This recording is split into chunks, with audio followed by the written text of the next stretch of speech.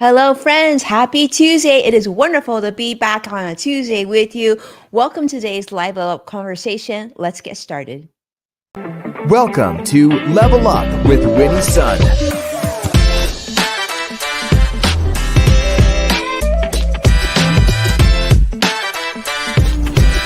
Award-winning financial pro.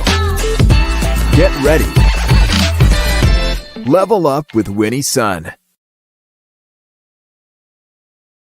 Well, hello, friends. I'm Winnie, your host and award-winning financial pro, a Forbes contributor, and a CNBC Council member and contributor as well.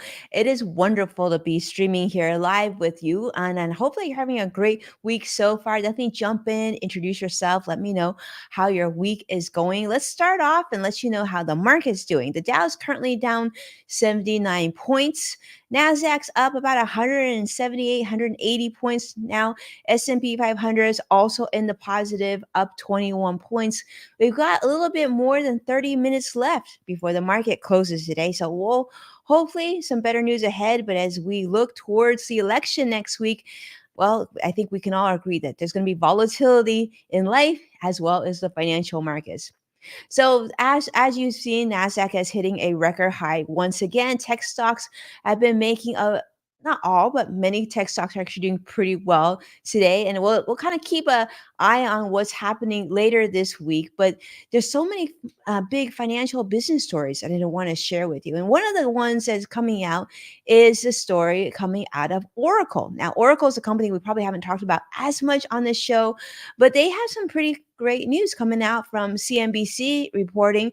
Ashley Kaput talking about their new AI enhanced EHR launch. So this is a newly introduced electronic health record, or EHR system, which is going to have advanced cloud and AI features designed to simplify and speed up clinical workflows, which, as you know, is a major thing when you are getting healthcare, and especially if you work in the healthcare industry. So this is a major update following Oracle's whopping $28 billion acquisition of Cerner, which occurred in 2022. So they're saying that this is going to cause and allow for more simplified access with voice commands. And the systems will now allow your doctors to ask questions verbally, which eliminates complex menus and even having to type. This is going to allow doctors to find information a lot more quickly, which will hopefully enhance patient care by reducing time spent on record navigation. I think this is definitely one of the highlights of this AI revolution. So, AI powered assistance is going to feature AI generated patient summaries, even clinical notes, and context specific recommendations, which they say the EHR generates using data from medical histories and validating databases as well.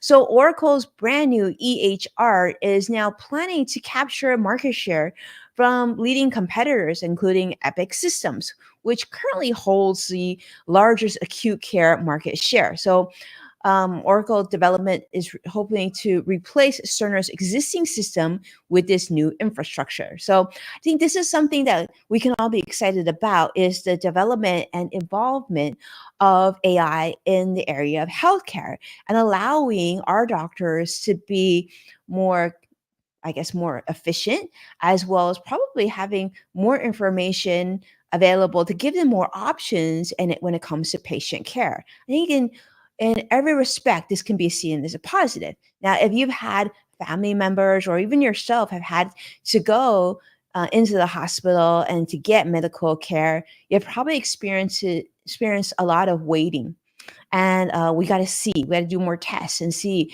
And so with those tests, with this information, hopefully, and with the data collection and people scanning resources and studies and test cases, that our medical professionals will be able to get us the care that we need, hopefully more quickly, more accurately, and get us back to feeling good again.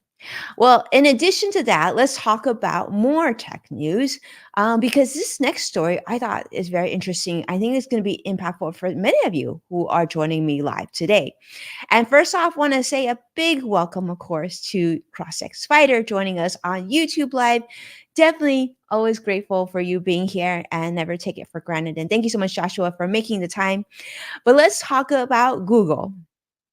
Google has a new ad verification system that I think could actually really make some changes when it comes to small businesses and the way that we advertise. This is being shared on Yahoo Finance by May Anderson. So, Google Ads, as you know, does require verification, but starting November 21st, only businesses who have a verified Google business profile are actually going to be eligible to run local service ads. Now, this change they're hoping that will improve ad authenticity and, of course, to reduce fraud. And then we can think that we agree that would be a win-win for all of us. So Google Local Services ads is hoping to help small businesses appear at the top of search results so that those who are unverified businesses actually could face visibility challenges or just not being seen at all if unaware of the new requirements. So, this verification process, let's talk about that. So, businesses are going to be required to claim or update their Google business profile. Now, we're going to have to verify it through options such as phone, email, or video, and of course, provide details on things such as licenses, insurance, and business verification and registration. So, the change really affects businesses in Europe, the Middle East, Africa, and of course, selected businesses here in the United States and Canada. This is as of Google's most recent announcement. I'm guessing this will probably trickle down to other parts of the world, but so far, this is what we know. So, Google's verification process is said to be able to take about 7 business days. So, if you do advertise your business on Google and you rely on a lot of business traffic from Google, definitely something for you to take a look at probably sooner rather than later. So that way you have time to get the verification process taken care of. Now, businesses that pass verification, of course, will then receive confirmation from Google. And as for businesses with profile discrepancies, for example, your name or your address, there's mismatches. Well, that could actually pause your verification process. So you definitely want to do that. So take some time, look through this. If that's something that's important to you, it's certainly very important to many of my businesses. So that's something that we're going to be looking at. Do make sure that this is on your radar. Speaking of things that are should be on your radar, another change that's occurred and has been sort of showing some softness perhaps in the business financial hiring markets is here in the United States, the labor market has seemed to be cooling. And this is being reported by Yahoo Finance, Josh Schaefer, talking about how job openings here in the US has decreased to a little bit more than 7.4 million in the month of September. Now, this is the lowest it's been since 2021 in January. This is down from 7.86 million just a month ago, which is signaling that, well, there might be a slowdown in demand for new hires at companies across the US. The decline actually showed more significant than Bloomberg economists had first anticipated. They actually had forecasted about 8 million job openings, but certainly that's less than that. So, despite fewer job openings, though, hires have increased to 5.55 million in September from the previous month. Now, this also shows that there's been a weakness in worker confidence. In fact, the quits rate, which is sort of a measure of how you and I feel about working conditions, working confidence, this actually dipped to 1.9% just recently as well, which indicates reduced job mobility and, of course, potentially fewer alternative job opportunities. So a steady decline in the quits rates aligns with sort of the slower wage growth, reducing inflationary pressures linked to wage increases. This is according to Oxford Economics. So we'll see how that goes. The year's not over, but typically there is some softness in the end of the year. There's just what in the financial industry, a lot of us know the end of the year to also be layoff season as companies have to realign and to be able to justify earnings, and make sure that we meet their annual sort of financial goals, if you will. All right, well, let's continue. Speaking of confidence, we want to talk about consumer confidence because this has actually rapidly increased, believe it or not, because as we mentioned just a while ago, and you probably know, unless you've been sitting under a rock, that next week is a historical election period. Well, AP News is talking about, Associated Press is talking about how consumer confidence indexes have shown a considerable surge. In fact, the conference board has reported a significant rise in consumer confidence, with the index jumping from 99.2 to over 108 now in October, marking the largest boost since March of 2021. So Americans are like there's a lot of positivity here. Americans' expectations for their finances, their job prospects, and even their business conditions have risen over quite a bit. Their I guess their view over the next 6 months, they're feeling very positive. So the number of consumers expecting a recession in the next year definitely fell, which reached its lowest point since July of 2022, which just shows the growing optimism that you and I have, Americans have, with current business conditions. Consumers really feel like the economic conditions are increasing and things are getting a little bit better. And hopefully you feel that way too. And you're feeling more positive as we go into the holiday season. I mean, I love to hear that. I'm hoping that we continue to hear this and more people feel this way as well. Now, speaking of Yahoo Finance, I want to share another story from Yahoo Finance as well as Fortune, talking about, recently we reported about how at JPMorgan Chase, there was this whole TikTok video streaming trending thing where people were talking about how you could go to their ATMs and withdraw large sums of cash using these counterfeit checks. Well, it was funny until it wasn't funny, right? And we warned you on the show not to do it. And especially if you have loved ones and kids who are big on TikTok trends, always warn them. Like a lot of these things sound too good to be true. And just because it does work doesn't mean it's something you need to jump into.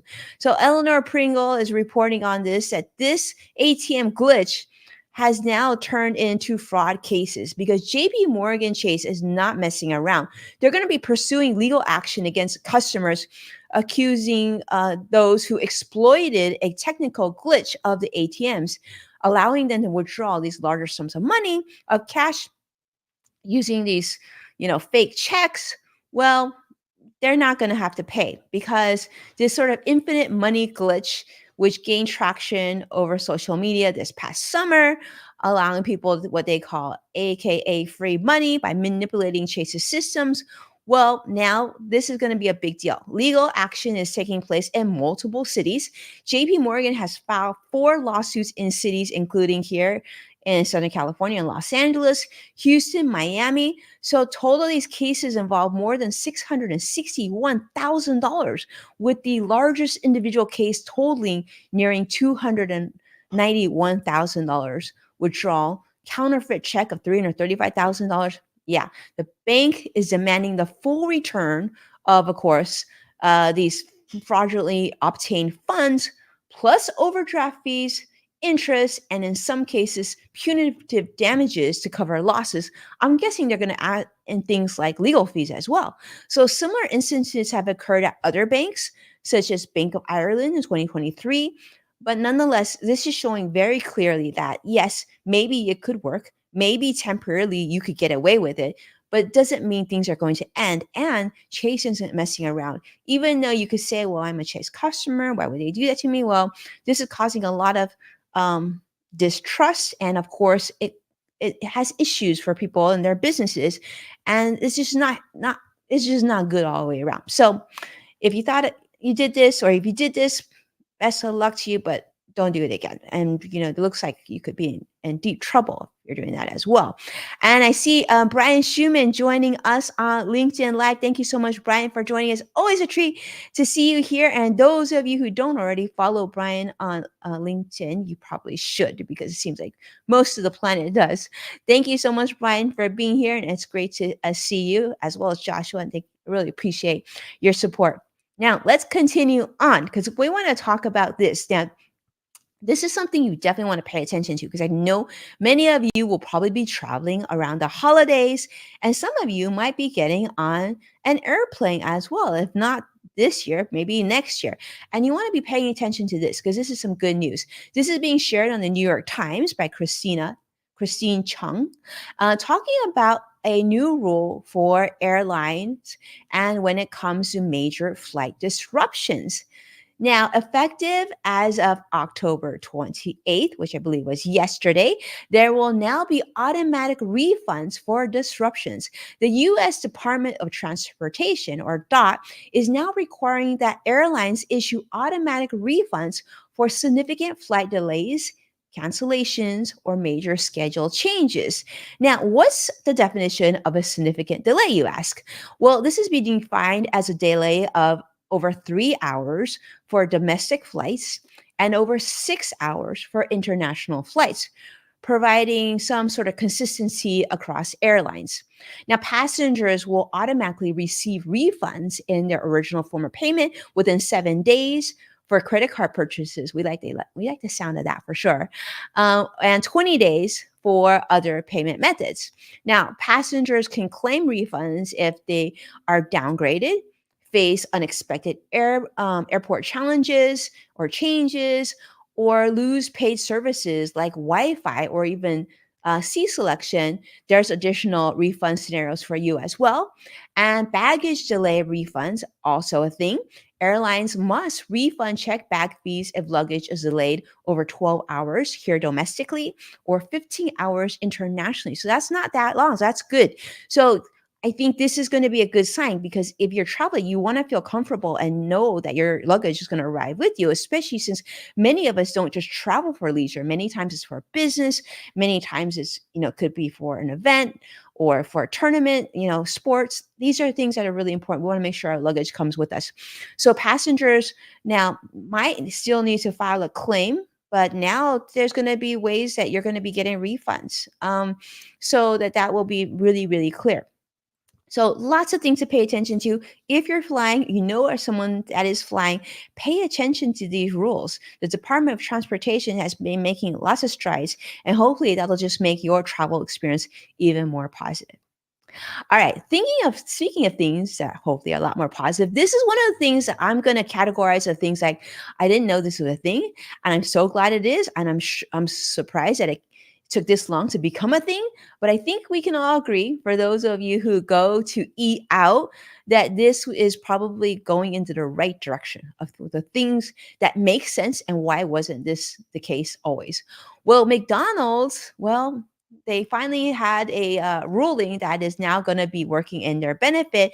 And hopefully, this will benefit more restaurants and more consumers. This is being shared on The Verge by Emma Roth, talking about the U.S. Copyright Office has now granted an exception, allowing franchise owners to repair McDonald's ice cream machines independently, which is a significant win for the right to repair advocates. I didn't know that was a thing. Right to repair advocates. Well, for those of you, if you're a right to repair advocate, congratulations to you.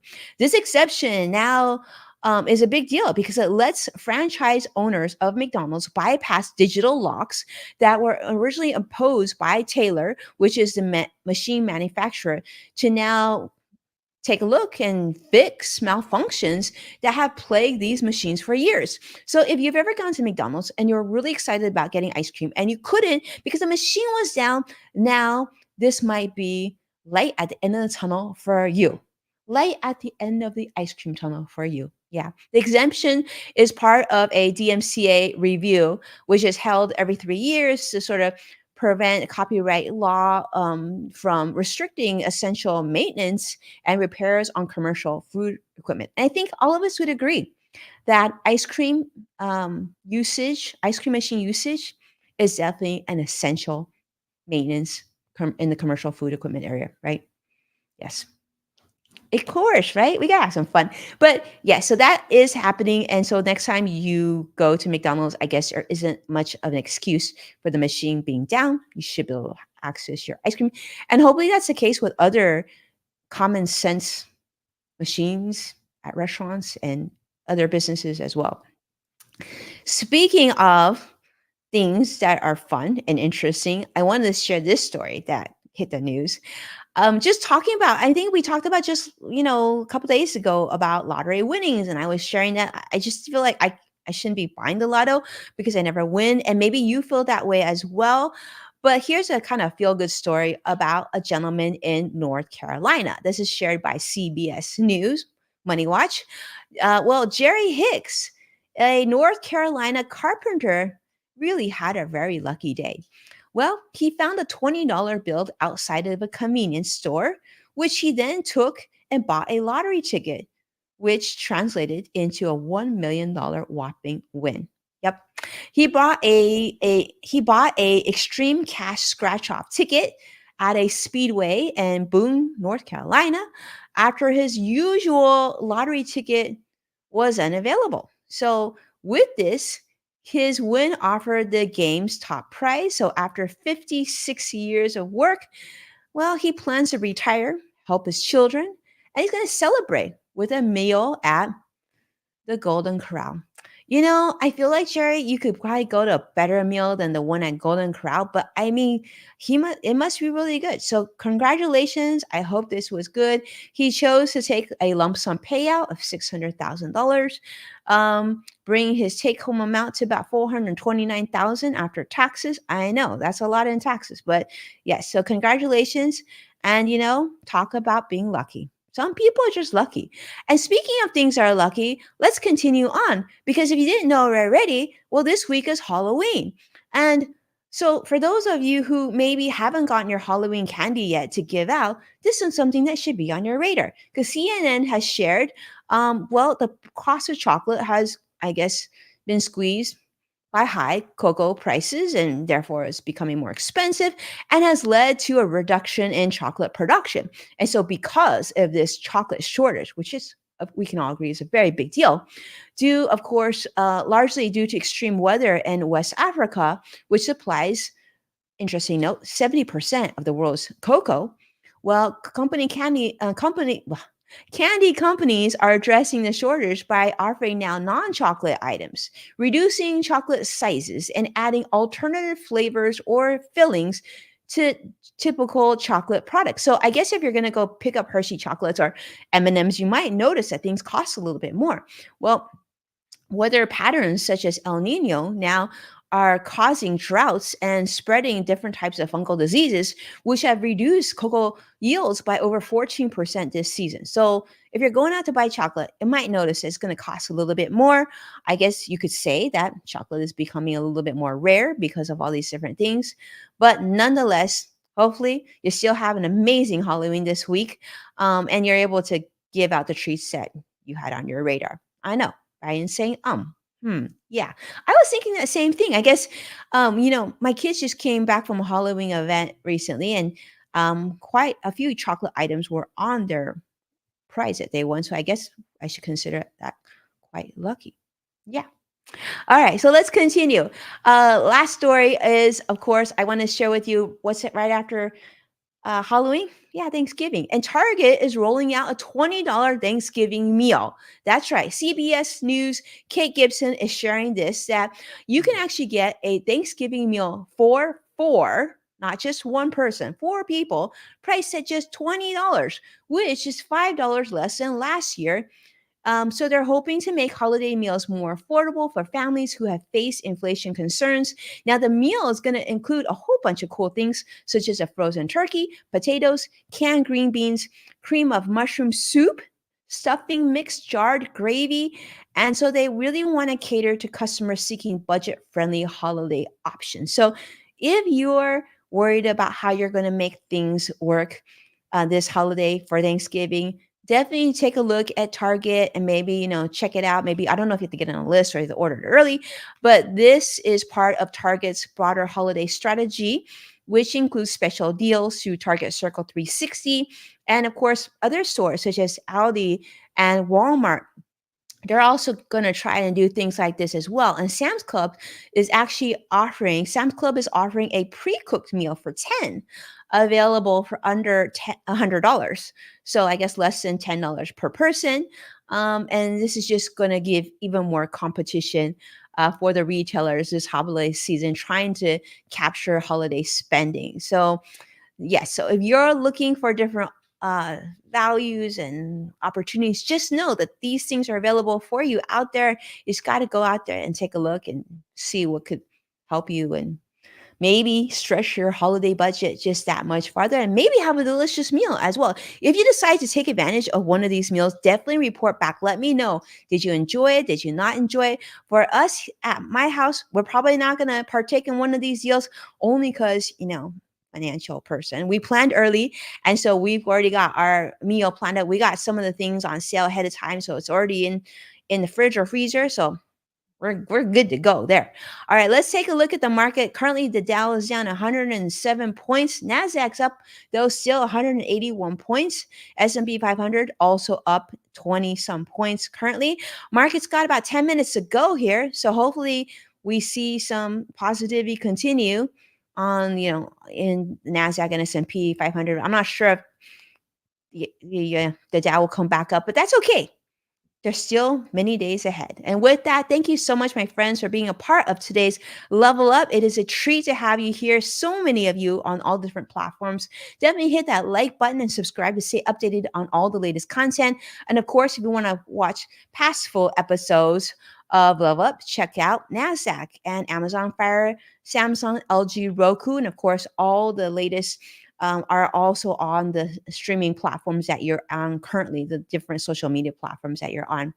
And when sharing your show or my show or our show together, thank you so much for tagging at Winnie Sun. I've seen your support and I can't tell you enough how much I appreciate you for doing that. And definitely listen to Yes Factor with Winnie Sun on Apple Podcasts or wherever you tune in. With that, be well, and I'll see you again this week. Take care now. Bye-bye.